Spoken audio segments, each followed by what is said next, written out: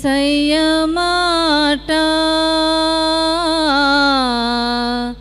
జీవింపచేయు లోకమును, యేసయ్య నామం కోరికలన్నీ తీర్చును. యేసయ్య రుధిరం కడుగు ప్రతి పాపము, యేసయ్య ప్రేమ కన్నీటిని తుడచును. యేసయ్య ప్రేమ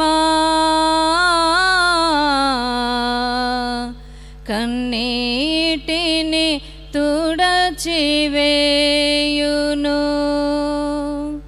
యేసయ్య మాట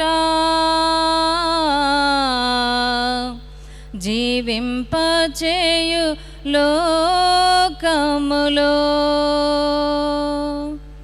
మమ్మల్ని ఎంతగానో ప్రేమిస్తున్న మా ప్రియ పరలోకపు తండ్రి, గొప్ప దేవ, పరిశుద్ధుడా, మీ ఘనమైన శ్రేష్టమైన ఉన్నతమైనటువంటి జీవము కలిగినటువంటి నామమునకు ప్రభువా మరి ఒకసారి యొక్క ఉదయకాల సమయమందు తండ్రి, మరి కర్నూల్ పాస్టేట్ 1 to 10 పిల్లలందరూ కూడా యవన బిడ్డలందరితో కలిసి ప్రభువా ఈరోజు ఈ విధముగా యూత్ రిట్రీట్ జరుపుకోవడానికి మీరు మాకు అనుగ్రహించినటువంటి ఒక అమూల్యమైన సమయమును బట్టి, దినమును బట్టి ప్రభువా ఏర్పాటు చేసినటువంటి యొక్క కార్యక్రమం అంతటిని బట్టి నిండు మనస్సుతో మీకు వందనాలు, స్తుతి, స్తోత్రం చెల్లించుకుంటున్నాం.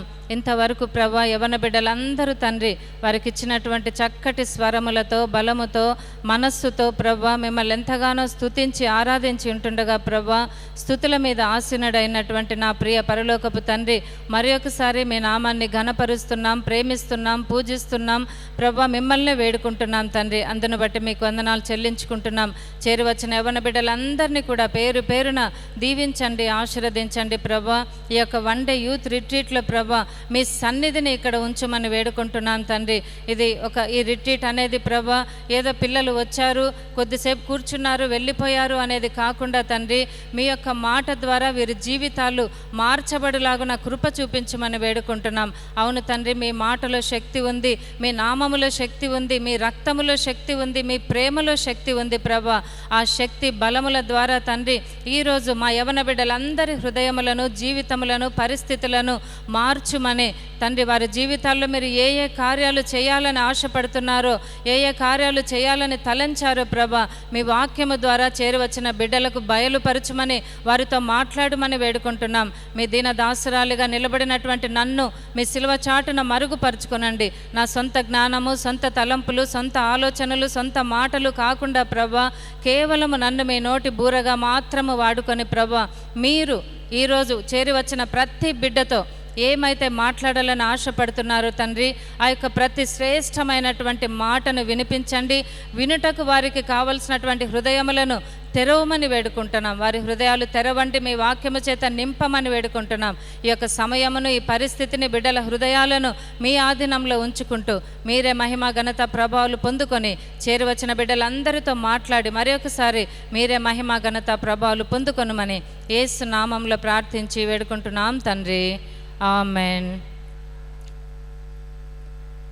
ముందుగా ఈ యొక్క యూత్ రిట్రీట్లో దేవుని వాక్యాన్ని అందించుటకు ఆ దేవాది దేవుడు మరి ఒకసారి కర్నూలు పట్టణానికి నన్ను నడిపించినటువంటి అపారమైన కృపను బట్టి ముందుగా నిండు మనస్సుతో ఆ దేవాది దేవునికి కృతజ్ఞతాస్తుతులు, వందనాలు చెల్లించుకుంటున్నాను. అదేవిధముగా మరి నన్ను ఆహ్వానించినటువంటి మరి నంద్యాల డయాసిస్ వైస్ ప్రెసిడెంట్ బాబు గారు అయినటువంటి మేకల రాజేంద్ర బాబు గారికి, అదేవిధముగా కర్నూలులో ఉన్నటువంటి పాస్టేట్ 1 నుండి 10 వరకు ఉన్నటువంటి అందరు పాస్టర్లందరికీ కూడా మరి మనస్ఫూర్తిగా వందనాలు చెల్లించుకుంటున్నాను.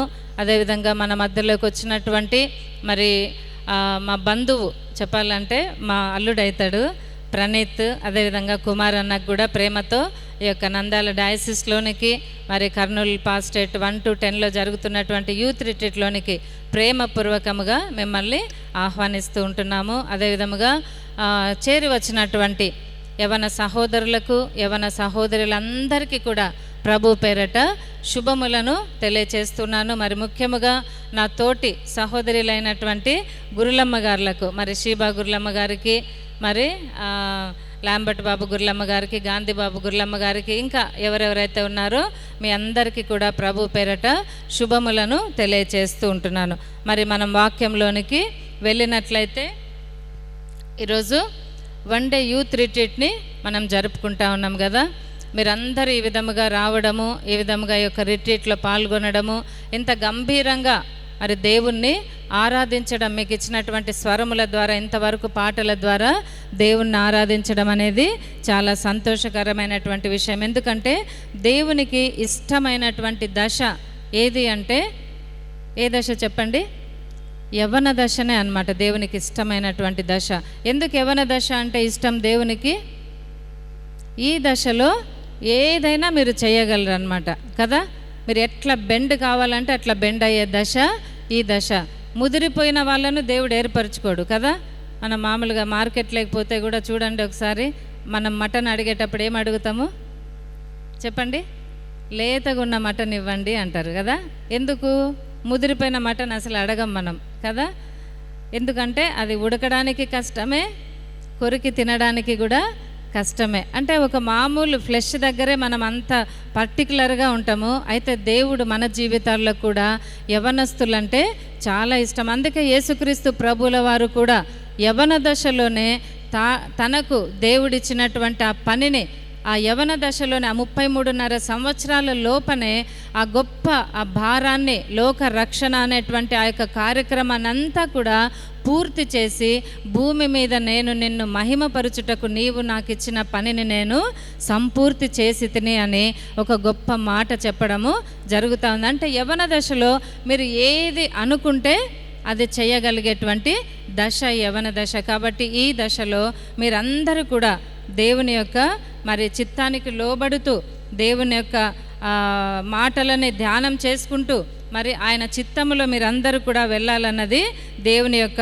ఉద్దేశమై ఉంటా ఉన్నది. మరి ముఖ్యంగా చూస్తే అందుకనే అంటారు youth is the morning of life అంటారు. అంటే యవన దశ అనేది ఒక ఉదయకాలం లాంటిది అంట. ఎందుకు దాంతో పోల్చారు అని అంటే, ఉదయకాలం మనం ఏం చేస్తాం చెప్పండి? ఉదయం ఏం చేస్తారు? మార్నింగ్ లేసి ఆఫీస్కి వెళ్ళాలన్నా, డ్యూటీస్కి వెళ్ళాలన్నా, బిజినెస్కి వెళ్ళాలన్నా, జాగింగ్కి వెళ్ళాలన్నా, ఎక్సర్సైజ్ ఏది చేయాలన్నా కూడా మనం ఏ కాలాన్ని యూజ్ చేసుకుంటాం? మనము మార్నింగ్ టైంనే యూజ్ చేసుకుంటాం కదా. మార్నింగ్ వెళ్ళేసి మనవి డ్యూటీలుగా అన్నీ కూడా చేసుకుంటాం. అట్లనే దేవుని పని నెరవేర్చాలన్నా, లేకపోతే మీ జీవితంలో మీరు స్థిరపడాలన్నా, ఒక ఆశీర్వాదకరంగా అభివృద్ధికరంగా మీరు ముందుకు వెళ్ళాలన్నా కూడా ఈ యొక్క యవన దశ అనేది చాలా ప్రాముఖ్యమైనది అంటారు. అందుకనే యవన దశ ఎంత ప్రాముఖ్యమైనదో అంత ప్రమాదకరమైనది కూడా కదా. ప్రాముఖ్యమైనది, అట్ ద సేమ్ టైం ప్రమాదకరమైనది. ఎందుకు ప్రమాదకరమైనది అంటే, ఈ ఏజ్లో మీరు తీసుకునే నిర్ణయాల మీద, మీరు చేసే పనుల మీద, మీరు ఆలోచించే ఆలోచనల మీద, మీ యొక్క బిహేవియర్ మీద, మీ ప్రవర్తన మీద, అంతటి మీదనే రానున్న మీ లైఫ్ అంతా కూడా డిపెండ్ అయి ఉంటుంది. కరెక్టా కాదా చెప్పండి? మీరు ఇప్పుడు ఏం చూస్ చేసుకుంటారో చదువులో, దాని మీద మీ భవిష్యత్తు కూడా ఆధారపడి ఉంటుంది కదా. మీరు ఎవరిని లైఫ్ పార్ట్నర్గా చూస్ చేసుకుంటారో దాని మీద మీది కరెక్టా కాదా, గుడ్ ఆర్ బ్యాడ్ అనేది ముందు మీరు అనుభవించడానికి అవకాశం. ఇప్పుడు మీరున్న ప్రవర్తన ఎట్లా, మీ సిచ్యువేషన్ ఉంది, మీరు మంచి ప్రవర్తన కలిగి ఉంటే పర్వాలే. ఇంకేదైనా మీలో బ్యాడ్ హ్యాబిట్స్, వీక్నెస్లు, లేకపోతే ఇంకేవైనా చేయరాని పనులు, చేయరానటువంటి అడిక్షన్స్కి మీరు గురి అయితే రానున్న భవిష్యత్ అంతా కూడా వీటి మీద ఆధారపడి మీ లైఫ్ అనేది మంచిగా ఉంటుందా లేకపోతే మంచిగా ఉండదా అనేది మీరు తీసుకునేటువంటి నిర్ణయాల మీద ఆధారపడి ఉంటుంది. కాబట్టి యవన దశ అనేది ఇప్పుడు మీకు అనిపిస్తుంది చాలా బాగుంటుంది, లోకమంతా అందంగా ఉంటుంది కదా. మీ యొక్క way of style, way of dressing, way of culture మీదంతా బాగుంటుంది. కానీ ఇంత బాగుందిలే అనుకుంటాం, కానీ అందులో మీరు ఏ చిన్న రాంగ్ స్టెప్ వేసినా కూడా లైఫ్ అంతా కూడా దాన్ని మీరు భరించాల్సినటువంటి ప్రమాదకరమైనటువంటి స్థితి కూడా ఈ యవన దశలో ఉంది. అందుకనే యవన దశలో కాడి మోయుట నరునికి మేలు అని దేవాది దేవుని వాక్యంలో మనకు సెలవిస్తూ ఉంది. ఏదైనా ఒక మంచిది ఉందా? కాడి అంటే బరువు, బాధ్యత, అది ఒక ఇన్స్ట్రుమెంట్ అన్నమాట. ఆ ఇన్స్ట్రుమెంట్ అనేది మొయ్యాలి అని అంటే అది కరెక్ట్గా యవన దశలో మీరు మోస్తే అది మీకు మేలు అని దేవుని వాక్యం సెలవిస్తుంది. కాబట్టి యవన దశలో ఉన్నటువంటి పిల్లలందరూ చాలా చక్కగా ఉన్నారు. మీరు చూస్తూ ఉంటే ఎంత యంగ్ పిల్లలు, ఏది తెలియనటువంటి అమాయకమైనటువంటి ఆ స్థితిలో మీరున్నారు. అయితే ఈరోజు మీరు కూర్చున్న విధానంలో అంటే ఎంత అమాయకంగా కనపడతా ఉన్నారో, మీలో అంత కన్ఫ్యూజన్గా ఉంది కదా. నేను ఇంకేదో మాట అంటామని నవ్వుతా ఉన్నారు పిల్లలు, ఎంత అమాయకంగా కనపడతా ఉన్నారో అని మీకు మీరే అనుకున్నారు వేరేది నెక్స్ట్. కానీ నేను అట్లా అన్నాను, అంత కన్ఫ్యూజన్లో ఉన్నారు మీరు పిల్లలందరూ. ఎందుకు చెప్పండి? నెక్స్ట్ మా లైఫ్ ఏంటి, నేను ఏ జాబ్లో చేరాలా, ఏ స్టడీస్లో చేరాలా, ఏ లైఫ్ పార్ట్నర్ ఎంచుకోవాలి, లేకపోతే నా భవిష్యత్తు ఎట్లా ఉంటుంది, అందరూ కూడా కన్ఫ్యూజన్లో మనం ఉంటా ఉన్నాం. అయితే ఈ యొక్క సందిగ్ధతలో లేకపోతే ఈ యొక్క పరిస్థితిలో మీరందరూ కూడా మీ జీవితాన్ని ఎప్పుడైతే దేవుని చేతిలోనికి అప్పగిస్తారో, ప్రభువా నా జీవితం, నా యొక్క చదువు, నా కెరియర్, నా యొక్క వివాహము, లేకపోతే నా యొక్క జాబ్ అన్నీ కూడా నీ చేతుల్లో పెడతా ఉన్నా ప్రభువా అని నువ్వు బ్లంట్గా గుడ్డిగా నీ జీవితాన్ని దేవుని చేతిలోనికి నువ్వు అర్పించినట్లయితే దేవాది దేవుడు తప్పకుండా నీకు నీ చేయి పట్టుకొని చక్కగా నడిపించడానికి అవకాశం ఉంది. ఎందుకంటే యవన దశ ఎట్లా ఉంటుందంటే, నా బలము, నా కెపాసిటీ, నా నాలెడ్జి, నా అందము, నా యొక్క చదువు, ఇవన్నీ నా నా నా అనుకునేటువంటి ఏజే ఈ యొక్క యవన దశ. కరెక్టా కాదమ్మా?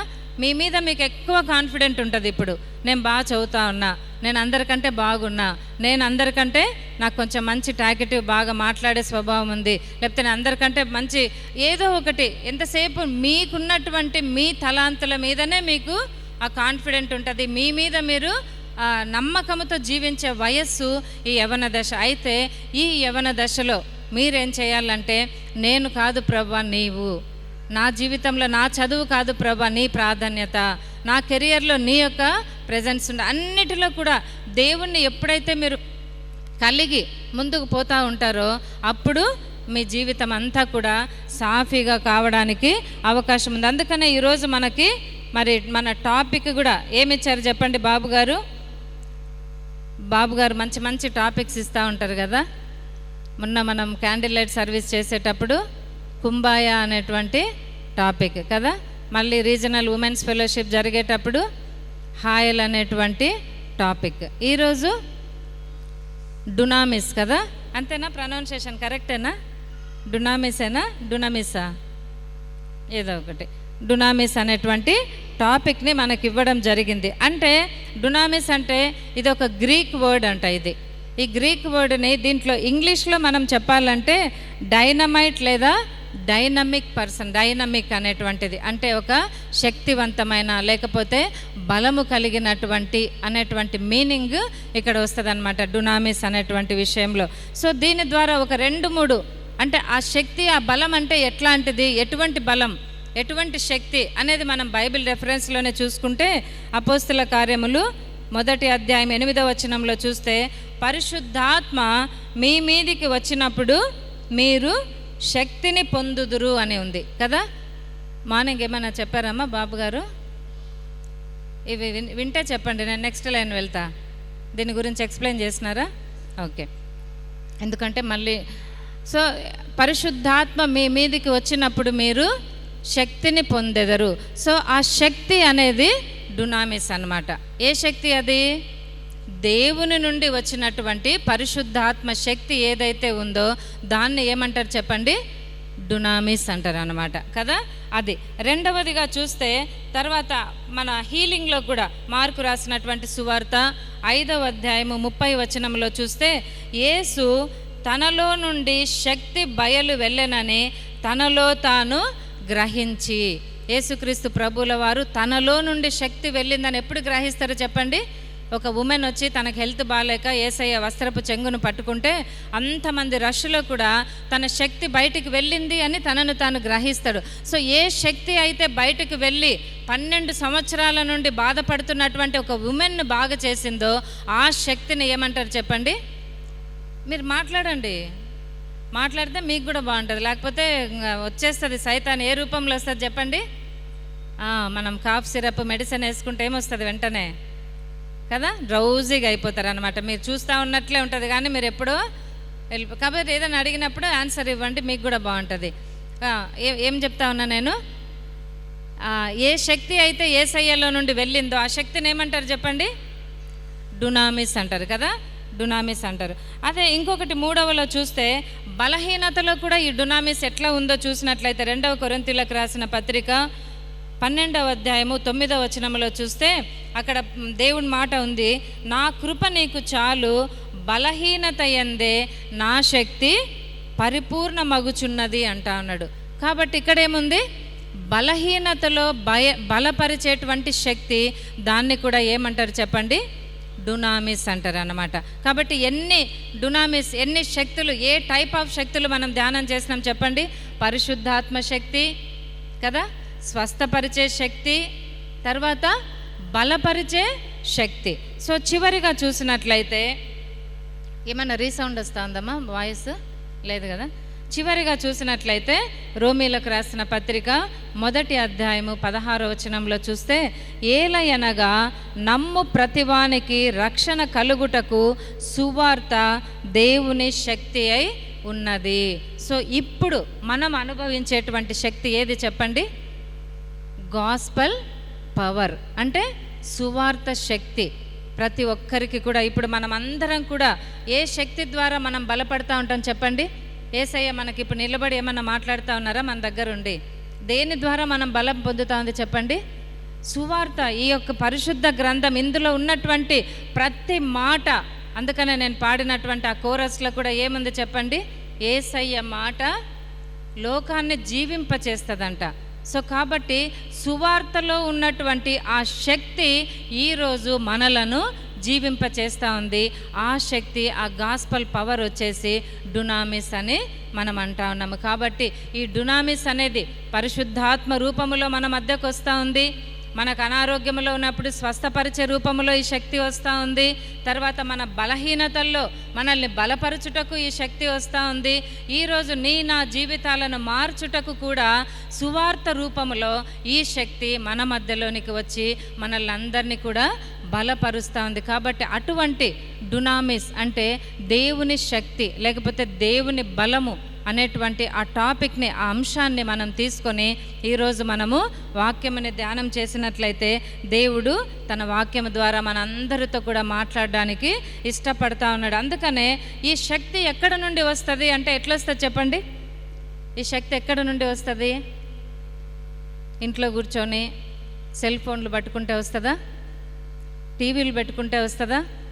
లేకపోతే ఈ శక్తి, ఈ బలము ఇంకేదన్నా కార్యక్రమాల్లో, ఆ స్పోర్ట్స్ అని అక్కడని ఇక్కడని వీటిల్లో వస్తుందా?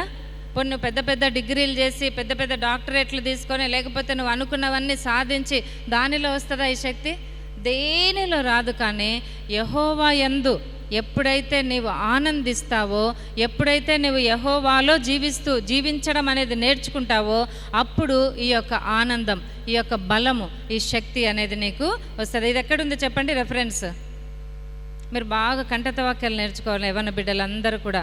ఆనందము, బలము అనగానే ఒక రెఫరెన్స్ రావాలా. ఏది చెప్పండి? The book of Nehemiah chapter 8 10th వర్స్లో ఏముందో చెప్పండి? యెహోవా యందు ఆనందించుట వలన మీరు బలము పొందుదురు అని. కాబట్టి యవ్వన బిడ్డలు ఎక్కువగా మీరు కోరుకునేది, మీరు వెతికేది దేనికోసం చెప్పండి? కెరియర్ కంటే ఫస్ట్ ఏముంటుంది మీకు? ఆనందమే ఉంటుంది. ఎంతసేపు యూత్ పిల్లలు ఏమంటారు? ఎక్కడో ఒక చోట ఎంటర్టైన్మెంట్ కావాలా, ఎక్కడో చోట ఆనందం కావాలా, ఎక్కడో ఒక చోట వాళ్ళకి ఏదో ఒక కార్యక్రమాలు, వాళ్ళకి ఇహలోక సంబంధమైనవి కావాలి. అందుకనే నెహెమ్యా భక్తుడు అంటా ఉన్నాడు, ఎక్కడ నుండి మనకు దేవుని బలం వస్తుందంటే ప్రభువులో ఆనందిస్తే బలం. ఈరోజు నిజంగా మీరు అందరికీ కూడా దేవుడు తన డునామిస్ అంటే దేవుని శక్తిని మీ అందరికీ కూడా ఇస్తా ఉన్నాడు. ఎందుకంటే ఈ హాలిడేస్లో మీరు మీ ఆనందాన్ని ఎక్కడో వెతుక్కోలే, మీరు మీ ఆనందాన్ని ఎక్కడెక్కడో వివిధ కార్యక్రమాల్లో వెతుక్కోలేదు. మీరందరూ వచ్చిన వాళ్ళంతా కూడా యెహోవా యందు ఆనందించి బలము పొందుకోవాలని మీరు వచ్చారు. కాబట్టి ఈరోజు ప్రతి ఒక్క వ్యక్తిని, ప్రతి ఒక్క అమ్మాయిని కానివ్వండి, అబ్బాయిని కానివ్వండి, ఈరోజు దేవుడు దర్శిస్తూ ఉన్నాడు. మీ అందరితో దేవుడు మాట్లాడాలని ఆశపడతా ఉన్నాడు. మీ అందరూ కూడా ఏ ఏ బలహీన స్థితిలో పట్టబడి ఉన్నారో, బయటికి చెప్పుకోలేక లోపల ఎంతో మదన పడుతూ, పైకి నవ్వుతూ, లోపల ఏడుస్తూ మీరు తర్జన భర్జనలో ఈ విషయంలో ఉంటున్నారో, ఈరోజు దేవాది దేవుడు మీ అందరితో కూడా మాట్లాడుతూ తన యొక్క వాక్యాన్ని తెలియచేస్తూ మిమ్మల్ని బలపరచాలని ఆశపడతా ఉన్నాడు. అందుకనే పౌలు భక్తుడు అంటా ఉన్నాడు, ఫిలిప్పీలకు రాసినటువంటి పత్రిక 4వ అధ్యాయం 13వ వచనంలో చూస్తే ఏమంటా ఉన్నాడు చెప్పండి? నన్ను బలపరచు వాని యందే నేను సమస్తమును చేయగలను అంటా ఉన్నాడు కదా. కాబట్టి బలం అనేది ఎక్కడి నుండి వస్తుంది చెప్పండి?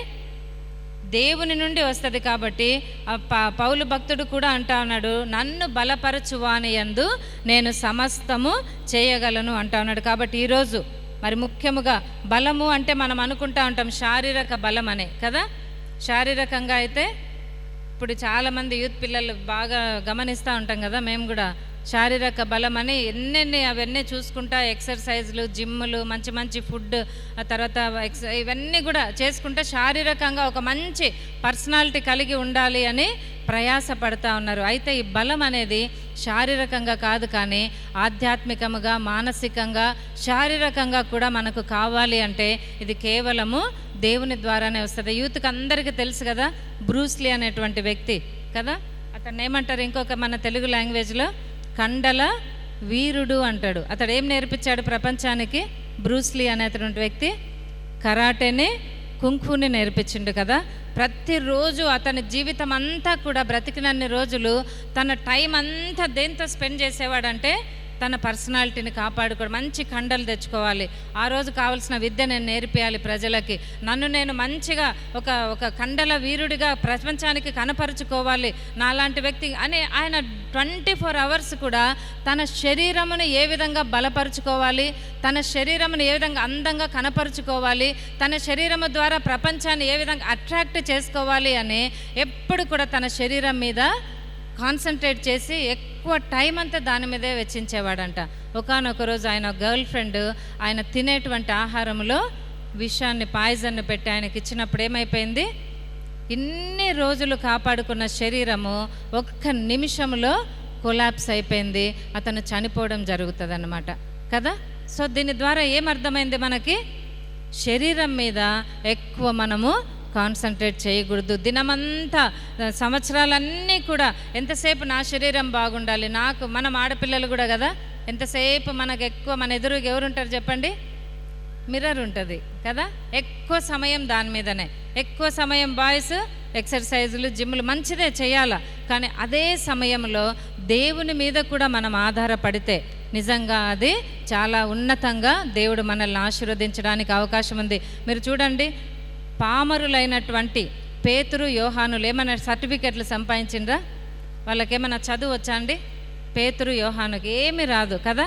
కానీ ఈరోజు ప్రపంచంలో ఉన్న కాలేజెస్ ఎక్కువగా ఎవరి పేరు మీద ఉన్నాయి చెప్పండి? కాలేజెస్ పేర్లు ఎవరి ఉన్నాయి? Saint Peter's, Saint John's. ఎందుకు పెట్టుకున్నారు? వాళ్ళు ఏమైనా చదువుకొని డిగ్రీలు, డాక్టరేట్లు చేసిండ్రా? ఎందుకు పెట్టుకున్నారు చెప్పండి? వాళ్ళు డిపెండ్ అయింది ఓన్లీ దేవుని మీద మాత్రమే. వాళ్ళు అంటారు కదా, మా దగ్గర మనులు లేవు, మాణిక్యాలు లేవు, మా ఏ కెపాసిటీ లేదు, యేసునామం ఒక్కటే మా బలం, యేసునామం ఒక్కటే మా యొక్క జీవితానికి ఆధారం.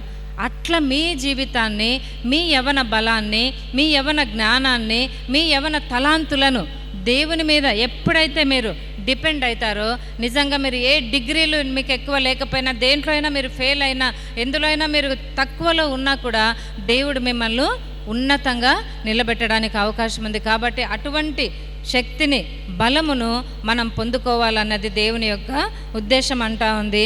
అదే విధముగా వాక్యంలో చూసినట్లయితే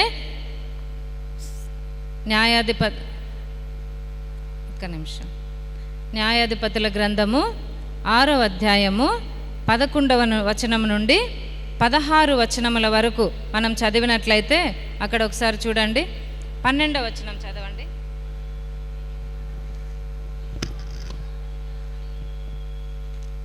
చదవండి మా.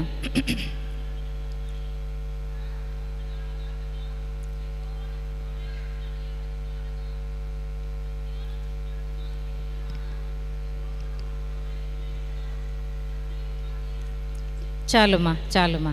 ఇక్కడ ఈరోజు మన పాఠ్య భాగంలో నేను తీసుకున్నటువంటి వ్యక్తిని ఎవరు అంటే గిద్యోను గురించి నేను అనుకున్నా. ఎప్పుడైతే బాబు గారు అమ్మగారు ఈ టాపిక్ చెప్పారో, డునామిస్ అనేటువంటి చెప్పారో, ఏ శక్తి ఏ బలము గురించి నేను ధ్యానం చేస్తూ ఉన్నానో, ప్రార్థన చేసుకున్నప్పుడు దేవుడు గిద్యోను గురించి చూపించడం జరుగుతుంది. సో ఈరోజు గిద్యోను గురించి మనం చదువుకున్నట్లయితే ఈ గిద్యోను ఎవరు, ఆయన చేసినటువంటి పని ఏంటి, ఆయన దేవుని మీద ఏ విధంగా ఆధారపడ్డాడు అని మనం జ్ఞాపకం చేసుకున్నట్లంటే, ఇక్కడ ఉన్నటువంటి గిద్యోను ఇశ్రాయేలీలను ఒకానొక టైంలో మిద్యానీయులు, అమాలేకీయులు, ఇశ్రాయేలు ప్రజలు అనేక రీతులుగా పాపాలు చేస్తూ ఉంటే ఎన్నిసార్లు గద్దించినా కూడా వారు తిరిగి పాపంలో పడుతూ ఉంటారు ఇశ్రాయేలు ప్రజలు. సో దేవాది దేవుడు వారు పాపంలో పడిన ప్రతిసారి ఎవరికో ఒకరికి వాళ్ళని అప్పగిస్తూ ఉంటాడు, వాళ్ళ కింద శ్రమ పెడతా ఉంటాడు, మళ్ళీ వాళ్ళను అందులో నుండి ఒకరు వచ్చి రక్షిస్తూ ఉంటారు. ఇది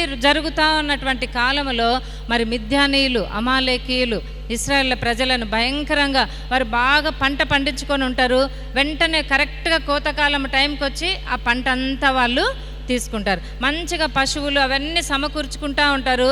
కరెక్ట్గా వాళ్ళు అనుభవించే టైంలో అవన్నీ వచ్చి వాళ్ళు దోచుకుంటూ ఉంటారు. ఎప్పుడు ఎట్లా వస్తారో తెలియని పరిస్థితుల్లో ఎప్పుడు భయంగా వాళ్ళు కొంతమంది ఇశ్రాయేలు వారు కలిగినటువంటి వాటిని తీసుకొని వాళ్ళు ఎక్కడెక్కడో గుహల్లో, కొండల్లో దాచుకుంటూ వాళ్ళ యొక్క జీవిత విధానాన్ని ఎంతో బహు కష్టముగా బాధతో అనుభవిస్తున్నటువంటి టైంలో గిద్యోను అనేటువంటి ఒక వ్యక్తి ఏం చేస్తూ ఉన్నాడంటే, భయపడుతూ ఎక్కడ ఒక గానుగ చాటున నిలబడి గోధుమలను దుల్లగొడతా ఉన్నాడంట. అంటే గోధుమలను దుల్లగొట్టి అవన్నీ చేసుకుంటారు కదా, అవి చేస్తూ ఉన్నప్పుడు వెంటనే అతను ఎందుకు గానుగ చాటున అన్నప్పుడే మనకు చాటున అనే పదం వచ్చింది అంటే అర్థమైంది చెప్పండి. ఎందుకు మనం చాటుకు పోతాం? ఆదాము కూడా చాటుకు పోతాడు కదా, ఎక్కడికి? చెట్టు చాటుకు పోతాడు. ఎందుకు? పాపం చేశాడు కాబట్టి భయపడి కదా. ఇక్కడ కూడా గిద్యోను భయపడతా ఉన్నాడు. ఎవరికి భయపడతా ఉన్నాడు? మిద్యానీయులు వస్తారేమో, మమ్మల్ని ఏం చేస్తారో, ఒకవేళ చూస్తే చంపేస్తారు అని భయపడి ఆయన చాటున ఉండి తన పని తాను చేసుకుంటా ఉన్నాడు. అంటే తనలో ఏముంది చెప్పండి?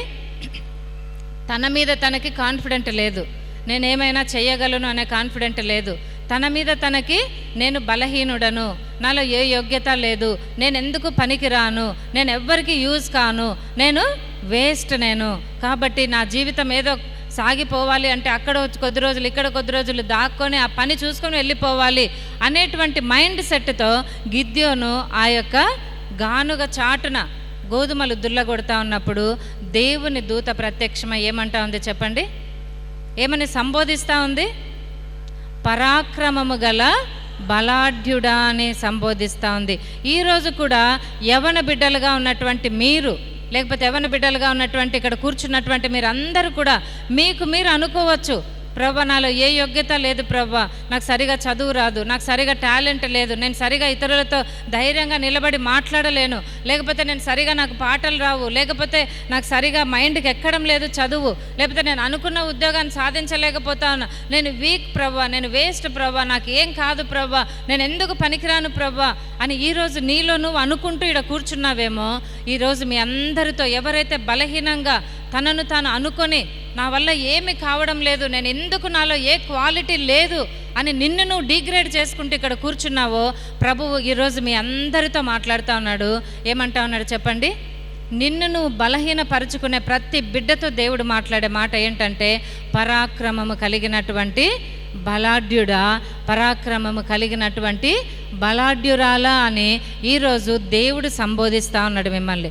సో నీకు నువ్వు అనుకోవచ్చు నాకు ఏమి బలము లేదు అని, కానీ దేవుని దృష్టిలో నువ్వు ఎటువంటి వ్యక్తివి చెప్పండి? ఒక బలమైనటువంటి వ్యక్తివి.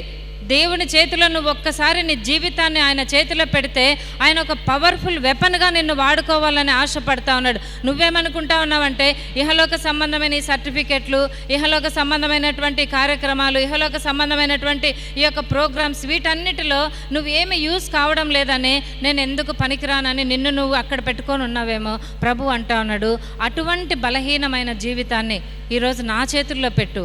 ఈరోజు నేను నిన్ను ఒక బలమైన సాధనంగా నేను నిన్ను వాడుకోబోతున్నాను అంటా ఉన్నాడు. అందుకనే అక్కడ పిల్లలు నవ్వుతూ ఉన్నారు మాట్లాడుకుంటా.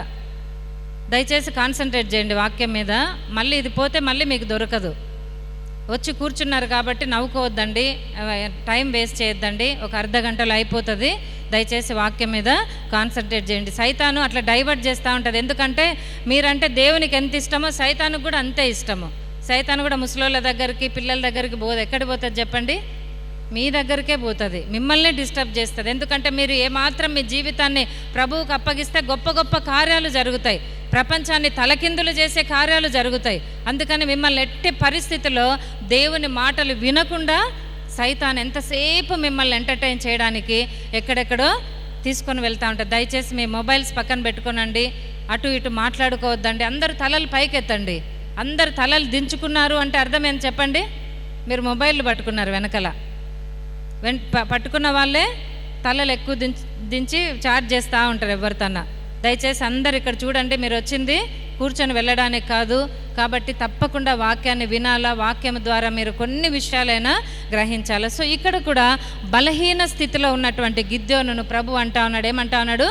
పరాక్రమము కలిగినటువంటి బలాఢ్యుడా, యెహోవా నీకు తోడై ఉన్నాడు. సో ఈరోజు మీ అందరికీ కూడా ఆ ప్రభువు తోడై ఉన్నాడు అనేటువంటి విషయాన్ని మీరు జ్ఞాపకం చేసుకోవాల్సిందిగా ప్రభు పేరట మనవి చేస్తూ ఉంటున్నాను. అయితే ఇక్కడ అతను అంటా ఉన్నాడు, యెహోవా మాకు తోడై ఉండిన ఎడల ఇదంతా కూడా మాకు ఏ విధంగా సంభవిస్తూ ఉంది అని గిద్యోను దూతని ప్రశ్నిస్తూ ఉన్నాడు. ఈరోజు కూడా మనము కూడా అనుకుంటా ఉంటాం, దేవుడే నాకు తోడుగా ఉంటే నా జీవితంలో ఎందుకు ఇట్లా అవుతుంది, ఎందుకు ఈ పరిస్థితులు వస్తాయి, నేను అనుకున్నది ఎందుకు జరగడం లేదు, నేను అనుకున్నది జరగకుండా రివర్స్లో ఎందుకు జరుగుతూ ఉంది అని ఈరోజు యవన బిడ్డలు కూడా అనుకుంటూ ఉండవచ్చు. కానీ ఇట్లనే గిద్యోను కూడా అన్నప్పుడు దేవుని దూత అంటా ఉంది, ఈరోజు అందుకనే ఈ పరిస్థితులన్నీ కూడా సక్రమంగా చేయడానికి నిన్ను నేను వాడుకుంటా ఉన్నాను అని. సో నీవు చాలామందిని సమకూర్చుకో, నేను నీ ద్వారా యుద్ధాన్ని జరిగించి వారి చేతుల్లో నుండి ఇశ్రాయేలులను రక్షిస్తాను అని దేవాది దేవుడు చెప్పినప్పుడు ఒక్కొక్క స్టెప్ చెప్తాడనమాట దేవుడు. ఇంతమందిని తీసుకెళ్ళు, ఇంతమందిలో గొప్పగా బలము కలిగిన వాళ్ళందరినీ కూడా పక్కన పెట్టు అంటాడు ఒక స్టెప్లో. సో యుద్ధ నైపుణ్యం కలిగిన వాళ్ళందరినీ కూడా గిద్యోను పక్కన పెడతాడు. ఇంకొక దగ్గరకు వచ్చిన తర్వాత ఇంకొక కెపాసిటీ ఉన్న వాళ్ళు, ఇంకొక రూపంలో బలము కలిగిన వాళ్ళు మేము ఖచ్చితంగా వస్తాం, మేము యుద్ధం చేస్తాం మిద్యానీయులతో, మేము ఏదైనా చేయగలము అని ఉన్నప్పుడు ప్రభు అంటాడు వాళ్ళందరినీ కూడా పక్కన పెట్టు అంటాడు. లాస్ట్కి 300 మందిని మాత్రమే ఏర్పరచుకో, అన్ని వేల మంది ప్రజలలో దేవుడు 300 మందిని మాత్రం ఏర్పరచుకొని, వాళ్ళు కూడా బలహీనులు, వాళ్ళ దగ్గర ఏమున్నాయంట చేతిలో, ఏమున్నాయంట చదివినాం కదా మనం, మీరు చదవండి ఎప్పుడన్నా. ఏమున్నాయి వారి చేతిలో? యుద్ధ ఆయుధాలు లేవు. ఒక చేతిలో బూరలు, ఒక చేతిలో దివిటీలు, ఆ రెండు మాత్రం పట్టుకొని 300 మంది గిద్యోనుతో కలిసి మిద్యానీయులను ఎదిరించడానికి వెళ్ళారంట. అయితే మిద్యానీయులు ఎట్లా ఉన్నారంట చెప్పండి? వాళ్ళ గురించి రాస్తా ఉన్నారు కదా, మిద్యానీయులు ఎట్లా ఉన్నారంట చదవండి మీరు ఎవరైనా గమనించినట్లయితే.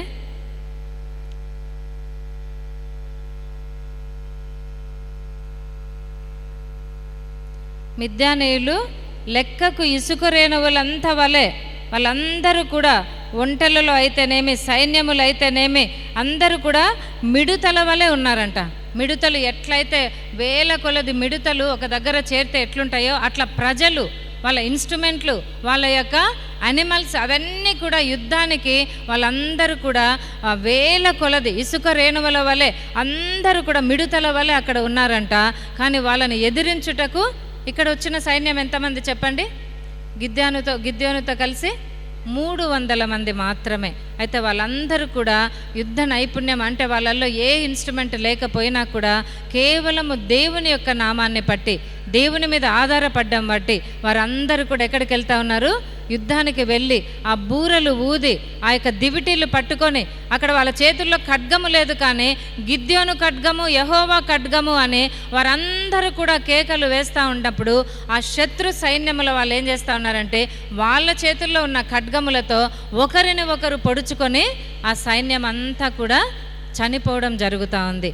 ఏ మిద్యానీయులైతే కొన్ని సంవత్సరాలు ఇశ్రాయేల్ ప్రజలను బాధ పెట్టి వారిని ఎంతగా వారిని మదన పెట్టి వారిని హరాస్ చేసి వాళ్ళకు నెమ్మది లేకుండా చేశారో, వారికి ఆహారం లేకుండా చేశారో, వారికి కంటికి నిద్ర లేకుండా చేశారో, వారందరూ ఈరోజు ఏ యుద్ధము చేయకుండానే ఏమైపోతా ఉంది చెప్పండి?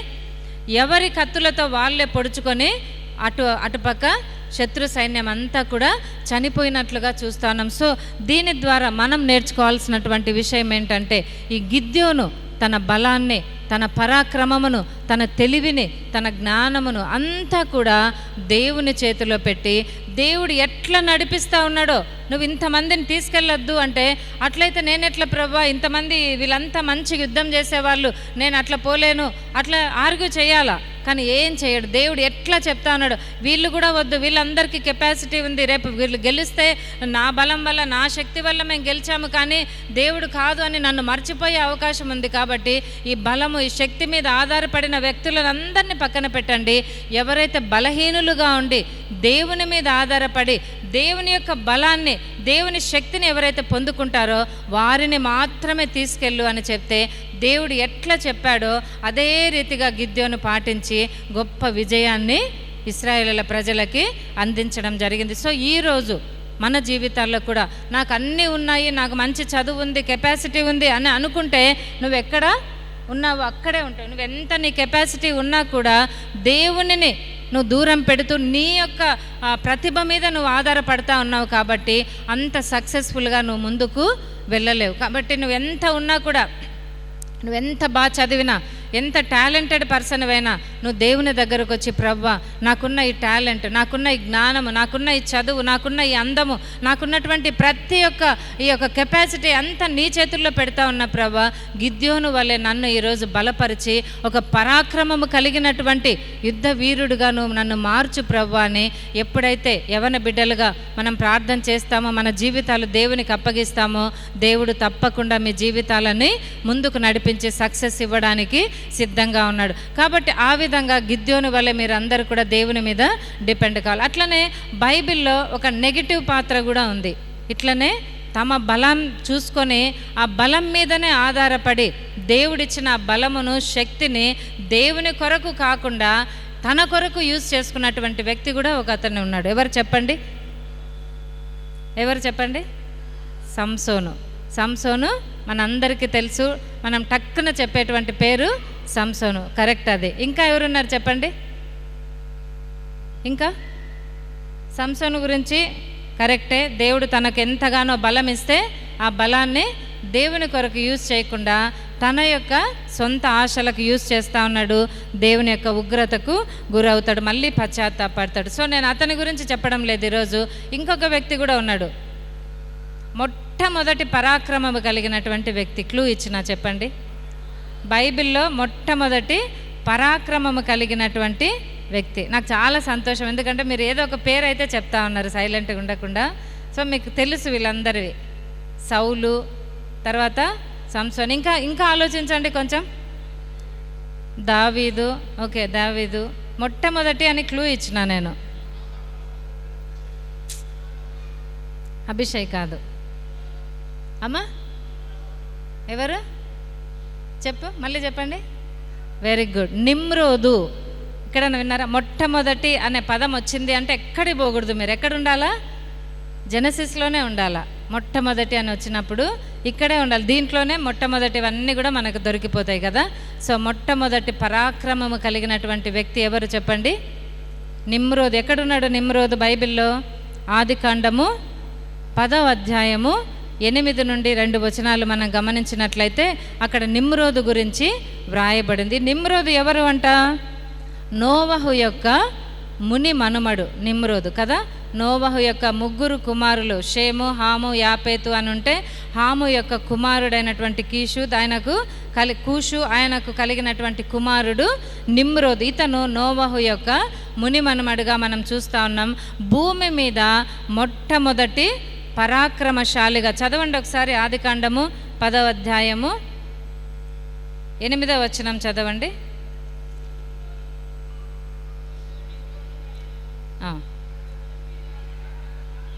అతడు భూమి మీద పరాక్రమశాలి అయి ఉండుటకు ఆరంభించెను. అతడు యెహోవా ఎదుట పరాక్రమము గల వేటగాడు కాబట్టి యెహోవా ఎదుట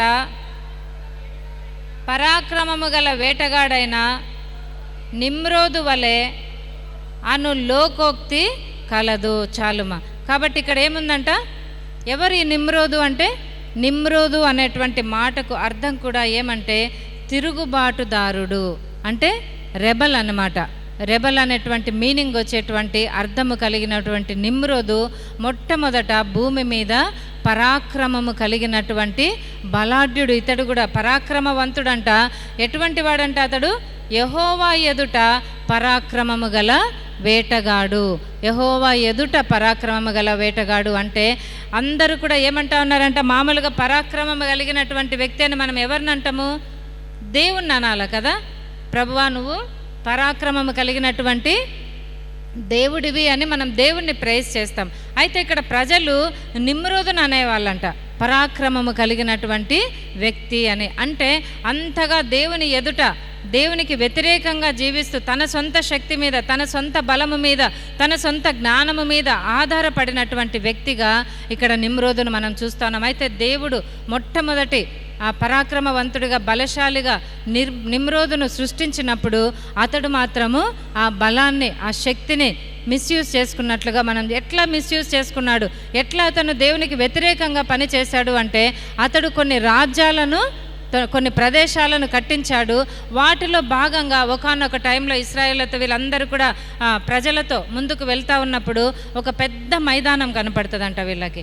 కనపడినప్పుడు అక్కడ అందరూ ఏం చేస్తూ ఉన్నారు, ఈ నిమ్రోదే వీళ్ళకు లీడర్గా ఉండి అక్కడ బాబేలు అనేటువంటి గోపురం కడదాము అని వాళ్ళు తీర్మానం చేసుకున్నారు. ఎందుకు బాబేలు అనే గోపురం కట్టాలని తీర్మానం చేసుకున్నారంటే దానికి ముందే జల ప్రళయము ద్వారా ఆ సృష్టి అంతా కూడా నాశనం అయిపోయింది. కాబట్టి వాళ్ళందరూ ఒక గుంపుగా కూర్చొని వాళ్ళు అనుకుంటారు అన్నమాట, మళ్ళీ జల ప్రళయం వస్తే మళ్ళీ మనం ఇందులో మునిగిపోకుండా ఉండడానికి మనము ఒక గోపురం కట్టుకుందాం. అయితే దేవుడు ఏమంటాడు చెప్పండి, జలప్రలయం తర్వాత ఏమంటా ఉన్నాడు, నేను మళ్ళీ ఎప్పుడు ఇటువంటిది తీసుకురాను, దానికి గుర్తుగా ఇంద్రధనస్సును నేను పెడతా ఉన్నాను అని చెప్తే ఆ మాటకు వాళ్ళు విశ్వాసము లేక పరిస్థితులకు, వాతావరణానికి, అక్కడ జరిగే కార్యక్రమాలకు భయపడి, అంటే దేవుని మీద వాళ్ళకి నమ్మకం లేదు, దేవుడు చెప్పిన మాటల మీద వారికి ఆసక్తి లేదు, తమ సొంత బలము మీద ఆసక్తితో వాళ్ళు ఏం చేస్తూ ఉన్నారు, ఒక పట్టణాన్ని కట్టుకుందాం,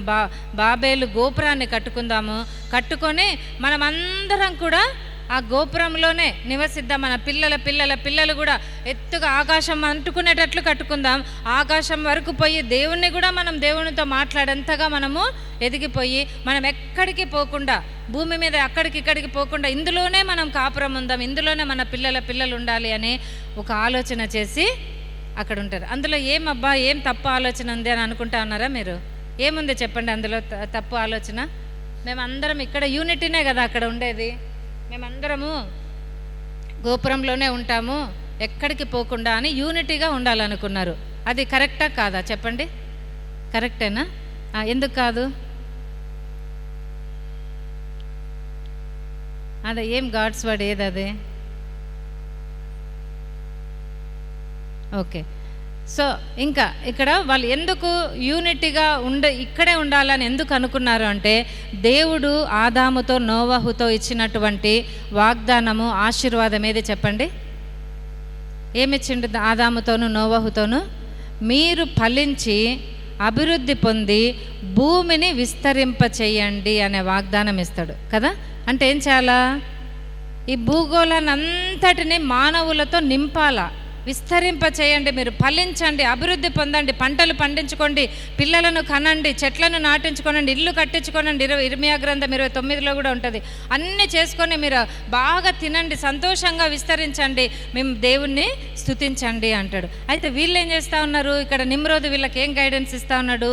మనం ఎక్కడికి పోకూడదు, భూమి దగ్గర ఇక్కడే ఉందాము, ఇక్కడే మనల్ని మనం కట్టుకొని ఈ గోపురం వరకు మనం ఇక్కడ ఉండి ఇక్కడనే మనం అందరం కూడా ఉందాము అని అక్కడ వారికి రాంగ్ గైడెన్స్ ఇచ్చి తనకున్నటువంటి బలాన్ని, తనకు దేవుడిచ్చినటువంటి పరాక్రమాన్ని తను ఓన్గా ఒక రాజ్యాన్ని క్రియేట్ చేసుకొని ఆ రాజ్యంలో తను రాజుగా ఉంటూ ఆ ప్రజలను పరిపాలిస్తూ ఒక గంభీరమైనటువంటి ఒక సెల్ఫిష్నెస్తో ఆలోచనతో అక్కడ ఒక పనిని ప్రారంభించినప్పుడు దేవాది దేవుడు ఆకాశము నుండి భూమి మీద నరుల కుమారులు ఏం చేస్తూ ఉన్నారు అని చూడ్డానికి వచ్చినప్పుడు ఈ గోపురం కట్టబడతా ఉంటే వెంటనే ప్రభు ఏం చేస్తాడు చెప్పండి? ఏం చేస్తాడు? వెరీ గుడ్, అన్య భాషలు వాళ్ళల్లో కలిగిస్తాడు కదా. అందరూ కూడా భాషలు మారిపోతాయి, తారుమారి. అంతవరకు దేవుని ప్రణాళిక భూలోకమంతా నా ప్రజలు నింపబడాలి, ఒకే భాషతో, ఒకే ఆలోచనలతో, ఒకే తలంపులతో, ఐకమత్యము, ప్రేమ, సమాధానముతో వాళ్ళు విస్తరించాలి అని దేవుడు పంపితే వాళ్ళు అక్కడ ఏం చేస్తూ ఉన్నాడు? తమకు దేవుడిచ్చినటువంటి ఆ బలాన్ని, ఆ యొక్క పరాక్రమాన్ని, ఆ యొక్క జ్ఞానాన్ని వాళ్ళు తమకు తాముగా యూజ్ చేసుకుంటూ దేవుని చిత్తానికి వ్యతిరేకమైన పనులు చేసినప్పుడు వెంటనే అక్కడ దేవుడు ఏం చేస్తూ ఉన్నాడు? ఆ ప్రజలను అందరినీ కూడా తారుమారు చేసినట్లుగా చూస్తూ ఉన్నాం.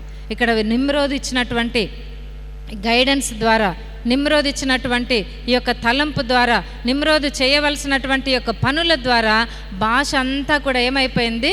ఇప్పుడు అందుకే ప్రపంచం అంతటా ఎన్ని భాషలు ఉన్నాయో మనకే తెలియదు. అన్ని భాషల్లో కొన్ని మన భారతదేశంలో ఉన్నాయి. ఒకరి భాష ఒకరికి అర్థం కాదు కదా, ఒకరికి ఒకటి. ఇప్పుడు మనం ఏ దేశానికన్నా వెళ్ళినామంటే వస్తే ఇంగ్లీష్ అన్న వచ్చిండాలా, హిందీ అన్న వచ్చి, లేకపోతే తెలుగు వచ్చిండాలా.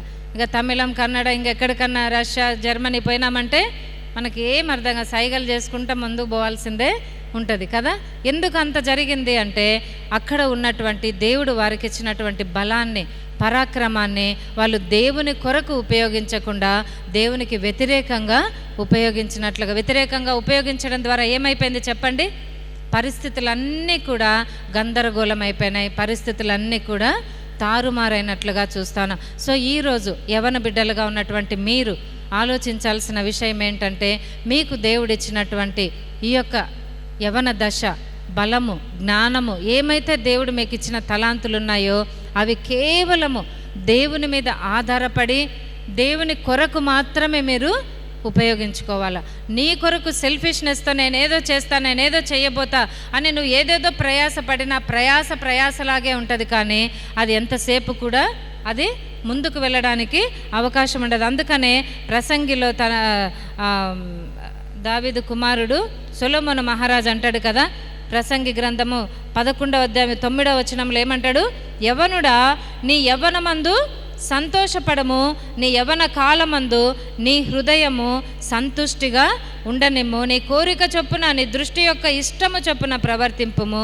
అయితే వీటన్నిటిని బట్టి దేవుడు నిన్ను తీర్పులోనికి తెచ్చిన నీ జ్ఞాపకము చేసుకొనము. సో ఈరోజు మీరు జ్ఞాపకం చేసుకోవాల్సినటువంటి విషయం ఏంటి అంటే, నువ్వు తిను, తాగు, సంతోషించు, నీ కళ్ళు ఎట్లా చెప్తే అట్లనే విను, నీ కాళ్ళు ఎక్కడికి నడిపిస్తే అక్కడికే నడుచు, నీ కళ్ళు ఏవేవి చూడాలనుకుంటా ఉన్నాయో అవన్నీ చూడు, నీ చేతులతో ఏమేమి తప్పుడు పనులు చేయాలనుకున్నావు అవన్నీ చెయ్యి. కానీ ఒకరోజు మాత్రం వీటన్నిటికీ నువ్వు దేవుని దగ్గర నిలబడి లెక్క అప్పగించాలి. కాబట్టి నీకు నువ్వు ఈరోజు ఈ యూత్ మీటింగ్ రోజు జ్ఞాపకం చేసుకోవాల్సింది ఏంటంటే, బలహీన స్థితిలో ఉన్నటువంటి నీవు దేవుని ద్వారా బలము తెచ్చుకోవాలి. నీ పాపపు స్థితి, నీ బలహీన స్థితి, నీ యొక్క ఏమైతే నీకు వీక్నెస్లు ఉన్నాయో అవన్నీ కూడా దేవుని దగ్గర ఒప్పుకొని, కప్పుకోకుండా ఒప్పుకొని, మీకు అందరికీ తెలుసలేదు, ఒక చిన్న ఇలిస్ట్రేషన్ లాంటిది చెప్పి నేను ముగిస్తా. మరి ప్రణీత్ బాబు గారు కూడా రెడీగా ఉన్నారు. చిన్న మాట ఏమంటే, మనందరికీ పోలార్ బేర్ అనేది తెలుసు కదా, తెలుసామా? పోలార్ బేర్ అంటాం కదా, దాన్ని ఎక్కడుంటుంది అది? ఎక్కడ చెప్పండి గట్టిగా? మంచు కొండల్లో ఉంటుంది పోలార్ బేర్ అనేటువంటి జంతువు. ఆ మంచు కొండల్లో ఉన్నటువంటి ఆ పోలార్ బేర్ ఏం చేస్తుందంటే, ఆ పోలార్ బేర్ను వేటగాడు పట్టుకోవాలి అంటే ఎట్లా పట్టుకుంటాడంటే, మీకు ఏమైనా ఐడియా ఉందా? ఎక్కడన్నా విన్నారా? ఎట్లా పట్టుకుంటాడు అంటే, ఫస్ట్ వేటగాడు ఒక జంతువుని ఎక్కడన్నా బలి చేసి దాని బ్లడ్ని అంతా తీసుకొని ఒక దగ్గరికి వచ్చి ఒక కత్తిని ఆ మంచు దాంట్లో పాతుతాడనమాట. ఆ కత్తి ఎట్లా ఉంటుందంటే చుట్టూ పదును ఉంటుంది అనమాట, ట్రయాంగిల్ షేప్లో అంత పదునుండే కత్తిని పెట్టి దాని మీద మొత్తము ఐస్ పెడతాడు అనమాట, బాగా ఐస్, మంచు కొండలాగా దాన్ని ఇట్లా చేసి దాని మీద ఏం చేస్తాడు? ఈ జంతువు యొక్క రక్తాన్ని దాని మీద మొత్తం పోసేస్తాడు అన్నమాట. పోసి ఎక్కడన్నా అతను గమనిస్తూ ఉంటాడు. ఈ లోపల ఈ పోలార్ బేర్ వచ్చినప్పుడు ఆ స్మెల్ను, ఆ రక్తపు రుచిని చూసి అదేం చేస్తూ ఉంటుంది, ఆ మంచుని నాకుతూ ఉంటుంది తన నాలుకతోటి. అది నాకేటప్పుడు తనలో ఉన్నటువంటి వేడి ద్వారా ఏమవుతూ ఉంటుంది, మంచు కరిగిపోతూ ఉంటుంది. కరిగిపోయి లోపల నైఫ్ ఉంటుంది కదా, తనకి అది నాకేటప్పుడే ఏమైపోతుందంటే తన నాలుక మొద్దుబారిపోతుంది అనమాట. ఆ సెన్స్ ఉండదు. మనకు కూడా చూడండి, కొద్దిసేపు ఐస్ పట్టుకొని ఒక 1 మినిట్ ఉంటే మన చేయికి సెన్సేషన్ అది ఉండదు అనమాట, సెన్స్ అనే. అట్లా దానికి నాలుక మొద్దు మారిపోయి ఆ కత్తికి ఏమవుతూ ఉంటుందంటే తన నాలుక కట్ అవుతూ ఉంటుంది. కట్ అయి బ్లడ్ పోతూ ఉంటుంది. అదేమనుకుంటుంది అంటే నేను వేరే బ్లడ్నే తాగుతూ ఉన్నాను అని ఆ మొద్దుబారిన స్థితిలో తన బ్లడ్ తనే తాగుతూ ఆ వేడి రక్తాన్ని తనే రుచి చూస్తూ అది ఎంతసేపు ఆ నైఫ్కి తన నాలుకను గీస్తానే ఉంటుంది. అది ఆ బ్లడ్ అంతా దానిలో ఉన్నది పోయి లాస్ట్కి అది స్పృహ తప్పి కొలాప్స్ అయి పడిపోయినప్పుడు వెంటనే వేటగాడు వచ్చి దాన్ని పట్టుకొని లోపలికి వెళ్ళిపోయి. ఏమర్థమైంది దీని ద్వారా మీకు చెప్పండి? ఇదొక్కటి చెప్పి ఇంక అయిపోయింది, నేను ముగిచ్చేస్తా. ఏమర్థమైంది? మీరు కూడా ఇప్పుడు ఎట్లున్నారు చెప్పండి? యవ్వన దశలో మొద్దుబారిన స్థితిలో ఉన్నారన్నమాట. మీరు ఏం చేస్తున్నారో మీకు తెలియదు, ఏమి చూస్తున్నారో మీకు తెలియదు, ఏమి మాట్లాడుతూ ఉన్నారో మీకు తెలియదు, ఎక్కడికి వెళ్తూ ఉన్నారో మీకు తెలియదు. సైతాను మిమ్మల్ని ఒకలాంటి మైకములో కమ్మేసి మీరు ఒకసారి కొలాప్స్ అయినప్పుడు, అన్నీ అనుభవించిన తర్వాత, చేయకూడనివన్నీ చేసిన తర్వాత, చూడకూడనివన్నీ చూసిన తర్వాత, మీ జీవితం అంతా కూడా మీకు ఉన్నటువంటి అమూల్యమైన సమయము వ్యర్థమైన వాటి కొరకు ఉపయోగించి ఆధ్యాత్మికముగా చనిపోయిన స్థితిలో ఉన్నప్పుడు ఏమి తెలియదు ప్రభా, ఇంకా నా వల్ల కాదు అని ఎక్కడో ఇంకా సూసైడ్ చేసుకోవడానికో, లేకపోతే అక్కడ పడ్డానికో, ఇక్కడికి వెళ్ళిపోవడానికో, తల్లిదండ్రులతో కొట్లాడడానికి, గొడవలు చేయడానికి, వీటికి మీరు అనుకున్నప్పుడు అక్కడ మీరు మొద్దుబారిన స్థితిలో ఇవన్నీ చేస్తున్నప్పుడు అపవాది మీ కొరకే ఎదురు చూస్తూ మీరు మొద్దుబారిన స్థితిలో పడిపోయినప్పుడు వెంటనే మిమ్మల్ని తీసుకెళ్ళి అంధకారములో వేయడానికి సిద్ధంగా ఉంది. అటువంటి స్థితిలో మీరందరూ కూడా ప్రస్తుతం ఉన్నటువంటి యవ్వన బిడ్డలు ఉన్నారు. కాబట్టి మీరు ఏం చేయాలంటే మేలుకోవాలా. ప్రభువా, మేము ఏ స్థితిలో ఉన్నాం, సమయం వృధా చేయొద్దండి. కూర్చుంటే ఒక్కసేపు సెల్లు పట్టుకుంటే గంటలు సెల్లుతోనే ఉంటాం.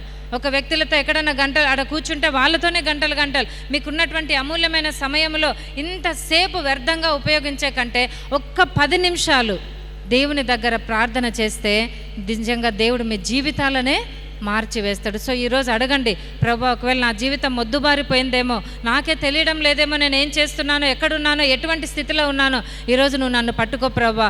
ఈరోజు నన్ను సాతాను వలలో నేను ఉండకూడదు ప్రభా. నా బలహీన స్థితిలో నువ్వు నన్ను వాడుకో ప్రభా అని ఈరోజు మనమందరం కూడా మన జీవితాలను దేవునికి అర్పించుకున్నట్లయితే దేవుడు తప్పకుండా మన జీవితాలను ఆశీర్వదించి అభివృద్ధి పరచడానికి సిద్ధంగా ఉన్నాడు. ఈరోజు మరి మీరు చూస్తూ ఉన్నారు, నేను కూడా ఈ స్థితికి వచ్చానంటే నా వెనక ఏమంటారు చెప్పండి?